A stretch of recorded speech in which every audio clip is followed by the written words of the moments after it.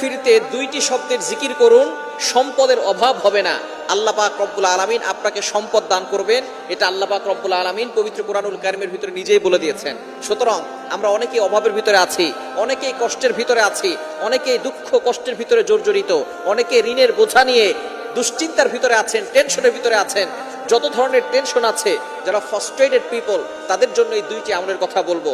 আমি নিজে করে উপকার পেয়েছি, যাদেরকে এই আমলগুলো বলেছি তারাও অনেকটা উপকার পেয়েছে, এবং নবীজি সাল্লাল্লাহু আলাইহি সাল্লাম নিজেই কথা জানিয়ে দিয়েছেন উপকারের কথা।